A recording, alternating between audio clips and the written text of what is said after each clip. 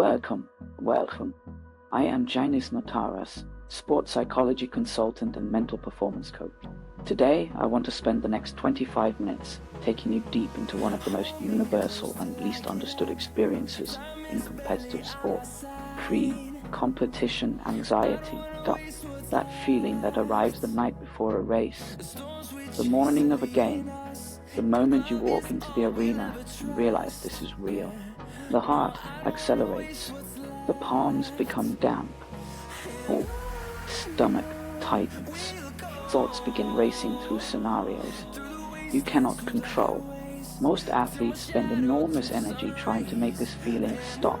They tell themselves to calm down, to relax, to stop overthinking. The great irony is that this strategy is not only ineffective, it is counterproductive. The anxiety does not go away. It simply becomes a second problem on top of the first one. You are now anxious about being anxious. In this session, I am going to show you exactly what anxiety is, why it exists, how the greatest athletes in history have learned to work with it rather than against it, and precisely what you need to do before, during, and after competition to perform at your absolute best, regardless of how your nervous system is responding. This is not philosophy. This is applied neuroscience. Let us begin. Every elite athlete feels pre-competition anxiety. This is not a weakness. This is not a lack of preparation or mental strength. This is biology. Michael Phelps, the most decorated Olympian in human history with 28 medals across 4 Olympic Games, threw up before the 2008 Beijing Olympics. He had trained for that specific moment for 4 years. He was prepared at every level, and his body still activated the full anxiety response, because the body does not know about training levels or medal counts. It knows about stakes. And in that arena, with that competition approaching, the stakes were real.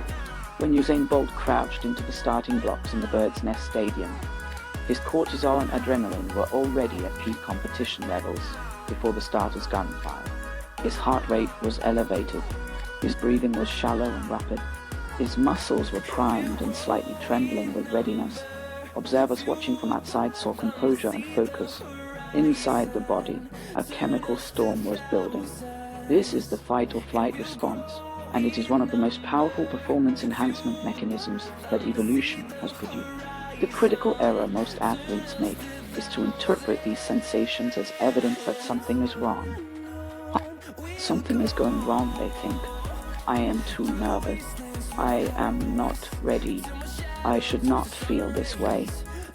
This interpretation is incorrect. This interpretation is also, paradoxically, the primary cause of genuine performance anxiety that actually interferes with execution. Understanding what is actually happening in your body during pre-competition arousal is the foundation of mastering it. When the amygdala, the brain's threat detection center, identifies a high-stakes situation, it triggers a cascade of physiological responses through 2 primary pathways. The hypothalamic pituitary adrenal axis releases cortisol into the bloodstream, while the sympathetic nervous system simultaneously releases adrenaline and noradrenaline. The combined effect of these hormones produces the entire constellation of sensations you experience as nerve.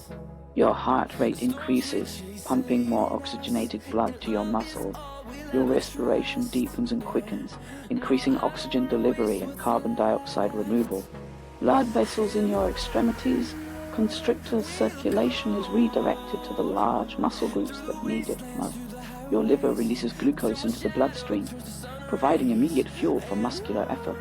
Your pupils dilate, sharpening your visual field. Your digestive system essentially pauses, explaining the nausea many athletes experience. Because digestion is not a priority when maximum physical performance is required, and your brain itself enters a heightened state of alertness, with threat detection circuits operating at maximum sensitivity. This is your body doing exactly what it was designed to do for a high-stakes situation. There is nothing to fit. There is everything to understand. Because when you understand it, you can direct it. Here is the insight that the greatest performers in every competitive domain have discovered, and that sports science has now confirmed. The physiological state of anxiety and the physiological state of excitement are neurologically identical. The same hormones are present in both states. The same cardiovascular responses occur in both states. The same muscular readiness, the same heightened alertness, the same elevated energy levels. They are present in both states. The single difference between anxiety and excitement is the cognitive label you apply to the experience. Harvard psychologist Alison Woodbrooks has demonstrated this in multiple controlled experiments. Participants instructed to say the phrase "I am excited" before a high-pressure performance. Whether a difficult math test, a public speech, or a singing performance, consistently outperformed those told to calm themselves down or those given no instruction. The reappraisal was not about denying the physiological reality. The heart rate in both groups was equally elevated. The difference was entirely in the interpretation of that reality. Nervous means my body is working against me. Excited means my body is working for me. Simone Biles, who has discussed her mental performance preparation extensively, talks about training herself to feel what she calls productive nerves, an activation state that she recognizes as her competitive readiness signal, not as a threat. She describes getting her butterflies to fly in formation. The butterflies are still there. They are simply moving in a coordinated direction. This reappraisal is not a trick or a coping strategy. It is an accurate interpretation of the physiological reality. Your body has loaded the performance weapon. The reappraisal is simply pointing it in the right direction. Fastest and most effective acute intervention for managing pre-competition anxiety that neuroscience has produced is the physiological side. This technique, developed by researchers at Stanford University, including Andrew Huberman, works within 30 to 60 seconds by directly activating the parasympathetic nervous system. Here is the precise mechanics of why it works. The primary mechanism of parasympathetic activation, the calming branch of the autonomic nervous system, is through the exhale phase of breathing. When your exhale is longer and slower than your inhale, heart rate variability increases and cortisol begins to decrease. The physiological sigh maximizes this effect through a specific breathing pattern. Take a full, complete inhale through the nose. At the very top of this inhale, before beginning to exhale, take one additional short sip of air through the nose. A second brief inhale on top of the first. This double inhale fully inflates all the alveoli in the lungs, the tiny air sacs where oxygen and carbon dioxide exchange occur. When the alveoli collapse partially under stress, gas exchange becomes inefficient, contributing to the feeling of breathlessness and heightened anxiety. The double inhale resolves this instantly, then release with a long, slow, deliberate exhale through the mouth, making the exhale twice as long as the combined inhale. The parasympathetic response is immediate and measurable. Novak Djokovic, who is widely considered to have the most consistent mental performance under pressure in the history of professional tennis, uses deliberate breathing control between every single point. Watch his behavior closely during long rallies and difficult moments. The specific timing of his breathing during changeovers is not accidental. It is systematic, real-time nervous system regulation. He is not simply catching his breath. He is actively managing his cortisol levels and heart rate variability in the moments between points.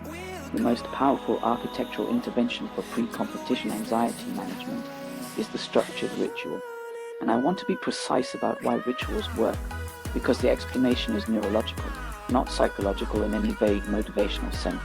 When you perform a consistent sequence of behaviors before competition, repeatedly, over months and years of training, you are building a neural pathway, a conditioned association. The sequence itself becomes a signal to the nervous system. This is familiar territory. I have been here before. I know how to proceed from here. Familiarity directly reduces amygdala activation. The threat detection system quiets when it recognizes a known context. Roger Federer's pre-match preparation was documented in detail over his career.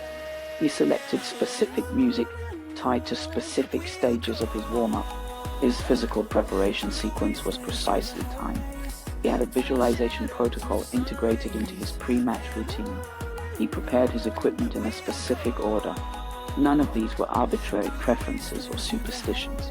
Each element served a functional role in creating a conditioned transition from his normal resting state to competition readiness. Rafael Nadal's on-court rituals, which many observers find excessive or compulsive, are precisely calibrated nervous system anchors. The placement of his water bottles, the specific sequence of physical adjustments before service, the consistent between-point routine, each serves to keep his nervous system in a familiar, known context, regardless of what the scoreboard says or what the crowd is doing. Your ritual does not need to look like Federer's or Nadal's. It needs to be consistent, purposeful, and most critically, it needs to be rehearsed in training, not only in competition. If you only execute your pre-competition ritual in competition situations, its conditioning effect will be weak. Practice the ritual in training, including low-stakes training sessions. Your nervous system learns through repetition. The final and most sophisticated layer of pre-competition anxiety management is systematic mental rehearsal, not positive thinking, not affirmations. Mental rehearsal, a precise, deliberate, sensory-rich simulation of performance conducted in real time. In 1995, researchers at the Cleveland Clinic demonstrated that imagining a physical action activates the same motor cortex pathways as physical performance. The brain, at the level of motor neuron activation patterns, does not fully distinguish between a vividly experienced, imagined action and a physically performed action. This principle has been replicated hundreds of times across dozens of laboratories and forms the scientific foundation for why mental practice produces genuine skill, improvement, and performance enhancement. Michael Phelps and his long-term coach, Bob Bowman, developed a visualization practice they called the videotape. Every night before sleep and every morning upon waking, Phelps ran through the complete race mentally, not a highlights reel, not an abbreviated version. The complete race in real time with every sensory detail present. The smell of the chlorine, the noise of the crowd, the sensation of the water, the feel of the starting block under his feet. And crucially, Phelps also visualized disasters, goggles filling with water, a false start, a slow turn at the wall, a competitor pulling ahead at the midpoint. And in each of these scenarios, he rehearsed the precise adaptive response, how to recover from the goggles filling with water mid-race, how to manage the additional pressure of a competitor ahead. In the 2008 Olympics, Phelps's goggles actually filled with water during the race. He could not see. He swam the final 200 meters essentially blind. He won the gold medal and set a world record because he had mentally rehearsed that exact scenario and its solution hundreds of times. There was no novelty. There was no panic. There was only the execution of a previously rehearsed adaptive response. This is the real power of visualization, not manufacturing confidence or optimism, programming adaptive responses to adversity before they occur. Here now is your complete protocol, your comprehensive pre-competition anxiety management system built from everything the research and the greatest athletes' experience have taught us. 3 hours before competition, manage your nutrition, your last full meal, appropriately timed. Select your music deliberately, different musical arousal levels for different stages of preparation. Begin gentle movement to start the physical warm-up process 2 hours before your visualization session, minimum 10 minutes. Run the performance in real time. Include all sensory detail. Include 1 or 2 adversity scenarios and the correct adaptive responses.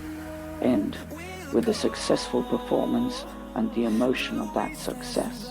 1 hour before, the physical warm-up and team preparation, the activation sequence that your body associates with competition. Readiness, 30 minutes before, your anchoring ritual, the specific sequence of behaviors that signals competition readiness to your nervous system. executed identically to how you practiced it in training. In the final 5 minutes, use the physiological sigh, 2 to 3 deliberate double inhale breath cycle, then apply the cognitive reappraisal. Feel the activation in your body. Name it correctly. This is readiness. This is my body doing exactly what it should be doing. This is not anxiety. This is preparation made physical. The final lesson that unifies every elite athlete who has truly mastered this domain is this. They do not compete in spite of the activation. They compete because of it. The feeling tells you this moment matters. It tells you your body is physiologically ready for what you are about to ask of it. Athletes who learn to welcome that signal, who have reappraisal trained their nervous system to interpret it as readiness rather than threat, access a quality of competitive performance that is simply unavailable. This is the foundation of mental performance mastery. For the complete protocol, the workbooks, and the full course at thementalsport.com. Train the mind, win the game. There is one more dimension of pre-competition anxiety management that is often overlooked, and it may be the most fundamental of all. The role of your identity in mediating your anxiety response. When you believe that a poor performance is a reflection of who you are as a person, not just what you did on a given day, the stakes of competition are psychologically infinite. Every competition becomes an identity referendum. A bad race does not just mean a bad race. It means you are not good enough. You are inadequate. This kind of identity fusion with performance outcomes produces a specific and well-documented anxiety pattern that sports psychologists call evaluation threat. The fear is not just of performing poorly. The fear is of having your fundamental worth as a person publicly evaluated and found lacking. This is why some extremely talented and thoroughly prepared athletes consistently underperform in high-stakes competition while performing brilliantly in training. Their training anxiety is manageable because training stakes feel contained. Competition anxiety becomes overwhelming because the psychological stakes are existential. The solution is what psychologists call self-complexity, developing a rich, multidimensional identity where sport performance is one important element among many. When your identity includes your relationships, your values, your intellectual interests, your contributions to others, your character, and your growth as a human being, a disappointing competition is painful, but it is not catastrophic. Your fundamental sense of self remains intact. This is not a compromise or a lowering of competitive drive. The athletes with the most stable high-performance identities, Federer, Serena Williams, Djokovic, are simultaneously among the most fiercely competitive and the most psychologically resilient in the history of their sports. Identity, stability enables performance. It does not limit it. The night before competition presents unique anxiety management challenges that deserve specific attention. Sleep quality is directly correlated with next day performance quality. Yet pre-competition anxiety is precisely the state most likely to disrupt sleep. Many athletes experience a paradox. The harder they try to sleep, the more activation the effort of trying creates, and the further sleep retreats. The solution is to stop trying to sleep and instead create the conditions for sleep to occur naturally. Begin wind-down preparation 90 minutes before your target sleep time. Dim the lights in your environment, as bright light actively suppresses melatonin production. Lower the room temperature if possible to around 18 degrees Celsius, as core body temperature needs to drop for sleep onset. Remove screens from the bedroom entirely, not just dim them, remove them. Perform 10 minutes of deliberate breathing. The physiological sigh cycles work excellently here. And critically, conduct a deliberate positive review of your day. Identify 3 specific things that went well in your preparation. Not general things like training was good, but specific evidence statements. I executed the corner kick routine correctly in the final training session. My reaction time in the drill sets was the fastest it has been this month. My nutritional preparation this week was complete. This positive evidence review is not self-deception. It is deliberate allocation of attention to accurate positive evidence, which counters the anxiety-driven tendency to selectively attend to concerns and worry. Your amygdala will generate the threat scenarios automatically. Positive evidence review requires deliberate effort. Do it deliberately. Sleep is not a luxury for athletes. It is a performance tool, as important as any physical training session. Protect it systematically the night before competition, and your nervous system will be in the optimal state to manage competition anxiety the following day.